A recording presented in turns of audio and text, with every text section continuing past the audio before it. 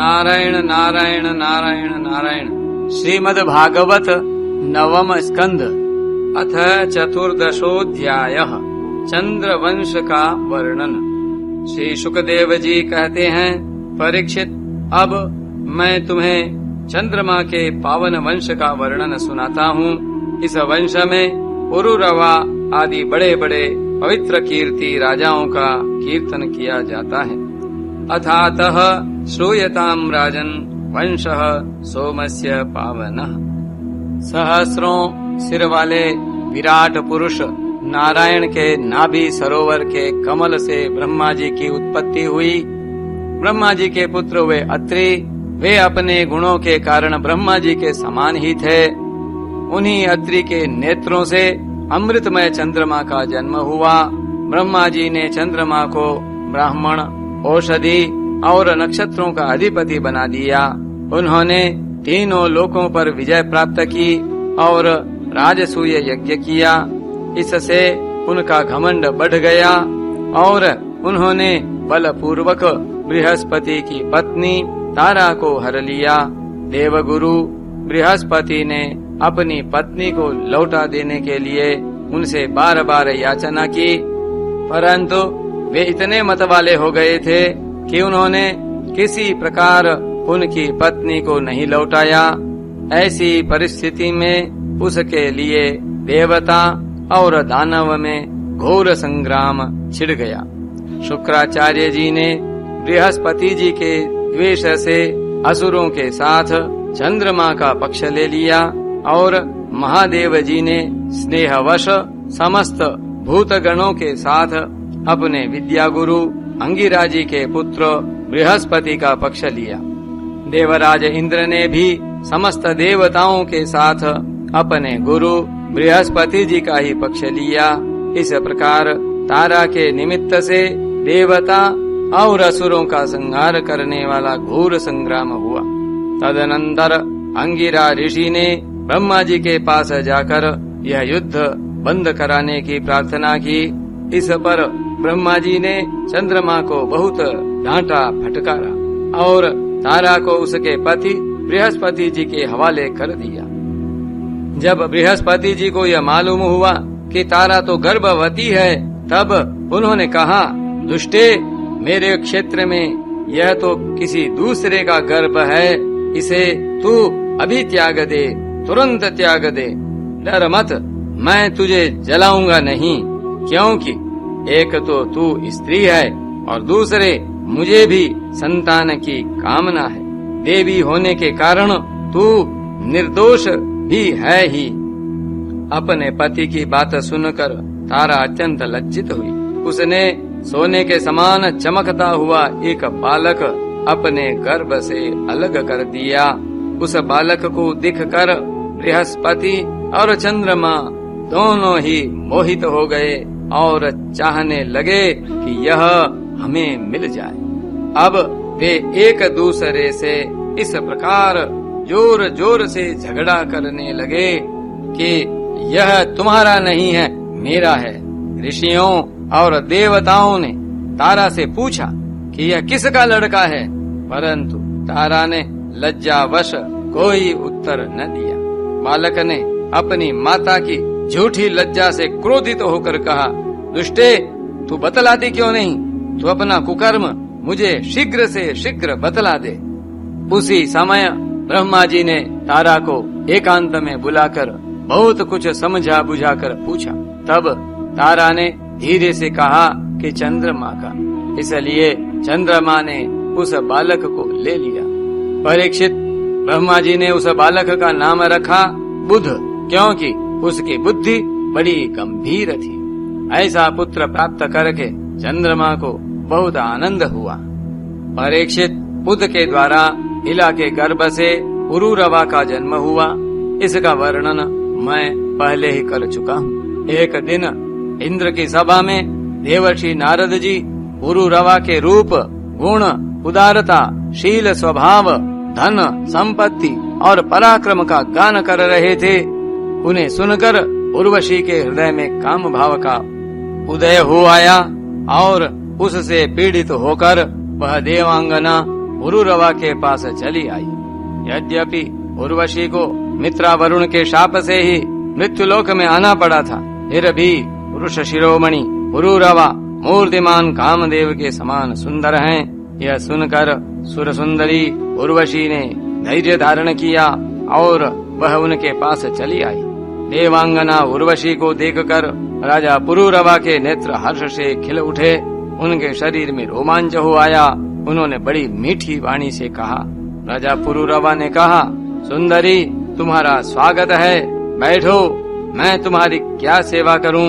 तुम मेरे साथ विहार करो और हम दोनों का यह विहार अनंत काल तक चलता रहे।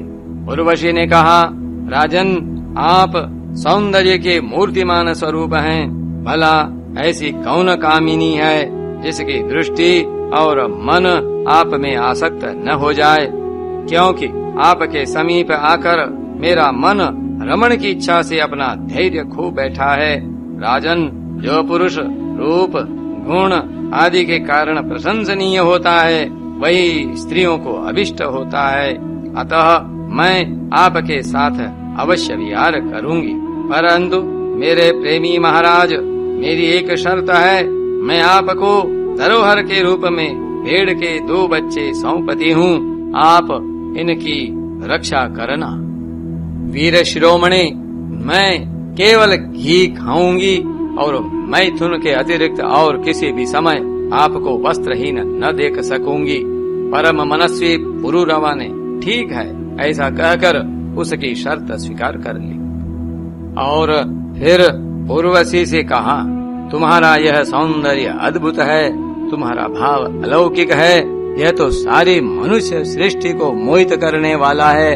और देवी, कृपा करके तुम स्वयं यहाँ आई हो, फिर कौन ऐसा मनुष्य है जो तुम्हारा सेवन न करेगा? परीक्षित, तब उर्वशी काम शास्त्रोक्त पद्धति से पुरुष श्रेष्ठ पुरूरवा के साथ विहार करने लगी।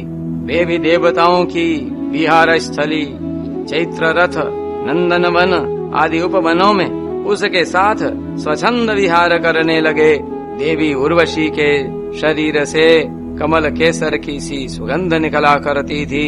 उसके साथ राजा पुरूरवा ने बहुत वर्षों तक आनंद विहार किया। वे उसके मुख की सुरभि से अपनी सुध बुध खो बैठते थे। इधर जब इंद्र ने उर्वशी को नहीं देखा, तब उन्होंने गंधर्वों को उसे लाने के लिए भेजा और कहा, उर्वशी के बिना मुझे यह स्वर्ग फीका जाना पड़ता है। वे गंधर्व आधी रात के समय घोर अंधकार में वहां गए और उर्वशी के दोनों भेड़ों को, जिन्हें उसने राजा के पास धरोहर रखा था, चुरा कर चलते बने। उर्वशी ने जब गंधर्वों के द्वारा ले जाए जाते हुए अपने पुत्र के समान प्यारे भेड़ों की मैं मैं सुनी, तब वह कह उठी कि अरे, इस कायर को अपना स्वामी बनाकर मैं तो मारी गई। यह नपुंसक अपने को बड़ा वीर मानता है, यह मेरे भेड़ों को भी न बचा सका। इसी पर विश्वास करने के कारण लुटेरे मेरे बच्चों को लूट कर लिए जा रहे हैं। मैं तो मर गई। देखो तो सही, यह दिन में तो मर्द बनता है और रात में स्त्रियों की तरह डर कर सोया रहता है। परीक्षित, जैसे कोई हाथी को अंकुश से बेध डाले, वैसे ही उर्वशी ने अपने वचन बाणों से राजा को बींध दिया। राजा पुरूरवा को बड़ा क्रोध आया और हाथ में तलवार लेकर वस्त्रहीन अवस्था में ही वे उस ओर दौड़ पड़े। गंधर्वों ने उनके झपटते ही भेड़ों को तो वहीं छोड़ दिया और स्वयं बिजली की तरह चमकने लगे। जब राजा पुरूरवा भेड़ों को लेकर लौटे, तब उर्वशी ने उस प्रकाश में उन्हें वस्त्रहीन अवस्था में देख लिया। बस वह उसी समय उन्हें छोड़कर चली गई। परीक्षित, राजा पुरूरवा ने जब अपने शयनागार में अपनी प्रियतमा उर्वशी को नहीं देखा, तो वे अनमने हो गए। उनका चित्त उर्वशी में ही बसा हुआ था। वे उसके लिए शोक से विह्वल हो गए और उन्मत्त की भांति पृथ्वी में इधर उधर भटकने लगे। एक दिन कुरुक्षेत्र में सरस्वती नदी के तट पर उन्होंने उर्वशी और उसके 5 प्रसन्न मुखी सखियों को देखा और बड़ी मीठी वाणी से कहा, प्रिय तनिक ठहर जाओ, एक बार मेरी बात मान लो। निष्ठुरे, अब आज तो मुझे सुखी किए बिना मत जाओ, क्षण भर ठहरो, आओ हम दोनों कुछ बातें तो कर लें। देवी, अब इस शरीर पर तुम्हारा कृपा प्रसाद नहीं रहा, इसी से तुमने इसे दूर फेंक दिया। अतः मेरा यह सुंदर शरीर अभी ढेर हुआ जाता है और तुम्हारे देखते देखते इसे भेड़िए और गीध खा जाएंगे। उर्वशी ने कहा, राजन तुम पुरुष हो, इस प्रकार मत करो। देखो सचमुच ये भेड़िए तुम्हें खा न जाएं। स्त्रियों की किसी के साथ मित्रता नहीं हुआ करती। स्त्रियों का हृदय और भेड़ियों का हृदय बिल्कुल एक जैसा होता है। स्त्रियां निर्दय होती हैं, क्रूरता तो उनमें स्वाभाविक ही रहती है। तनिक सी बात में चिढ़ जाती हैं और अपने सुख के लिए बड़े बड़े साहस के काम कर बैठती हैं। थोड़े से स्वार्थ के लिए विश्वास दिलाकर अपने पति और भाई तक को मार डालती हैं। इनके हृदय में सौहार्द तो है ही नहीं। भोले भाले लोगों को झूठ मूठ का विश्वास दिलाकर फांस लेती हैं और नए नए पुरुष की चाट से कुलटा और स्वच्छंदचारिणी बन जाती हैं। तो फिर तुम धीरज धरो, तुम राज राजेश्वर हो, घबराओ मत। प्रति 1 वर्ष के बाद एक रात तुम मेरे साथ रहोगे, तब तुम्हारे और भी संतानें होंगी। राजा पुरूरवा ने देखा कि उर्वशी गर्भवती है, इसलिए वे अपनी राजधानी में लौट आए। 1 वर्ष के बाद फिर वहां गए, तब तक उर्वशी एक वीर पुत्र की माता हो चुकी थी। उर्वशी के मिलने से पुरूरवा को बड़ा सुख मिला और वे एक रात उसी के साथ रहे। प्रातःकाल जब वे विदा होने लगे, तब विरह के दुख से वे अत्यंत दीन हो गए। उर्वशी ने कहा, तुम इन गंधर्वों की स्तुति करो, ये चाहें तो तुम्हें मुझे दे सकते हैं। तब राजा पुरूरवा ने गंधर्वों की स्तुति की। परीक्षित, राजा पुरूरवा की स्तुति से प्रसन्न होकर गंधर्वों ने उन्हें एक अग्नि स्थापन करने का पात्र दिया। राजा ने समझा यही उर्वशी है, इसलिए उसको हृदय से लगाकर वे एक वन से दूसरे वन में घूमते रहे।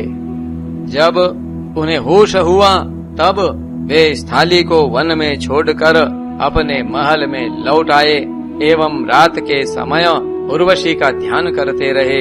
इस प्रकार जब त्रेता युग का प्रारंभ हुआ, तब उनके हृदय में 3 वेद प्रकट हुए। फिर वे उस स्थान पर गए जहाँ उन्होंने वह अग्निस्थाली छोड़ी थी। अब उस स्थान पर शमी वृक्ष के गर्भ में एक पीपल का वृक्ष उग आया था। उसे देखकर उन्होंने उससे 2 अरणियां मंथन काष्ठ बनाई। फिर उन्होंने उर्वशी लोक की कामना से नीचे की अरणी को उर्वशी, ऊपर की अरणी को पुरूरवा और बीच के काष्ठ को पुत्र रूप से चिंतन करते हुए अग्नि प्रज्वलित करने वाले मंत्रों से मंथन किया। उनके मंथन से जात वेदा नाम का अग्नि प्रकट हुआ। राजा पुरूरवा ने अग्नि देवता को त्रयी विद्या के द्वारा आहवनीय, गार्हपत्य और दक्षिणाग्नि इन 3 भागों में विभक्त करके पुत्र रूप से स्वीकार कर लिया।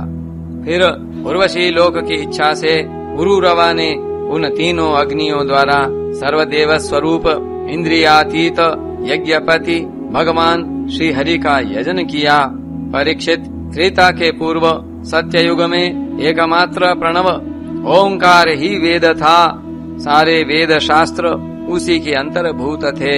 देवता थे एकमात्र नारायण और कोई न था। अग्नि भी 3 नहीं थी, केवल एक था और वर्ण भी केवल हंस ही था। परीक्षित, त्रेता के प्रारंभ में पुरूरवा से ही वेदत्रयी और अग्नित्रयी का आविर्भाव हुआ। राजा पुरूरवा ने अग्नि को संतान रूप से स्वीकार करके गंधर्व लोक की प्राप्ति की। नारायण नारायण नारायण नारायण।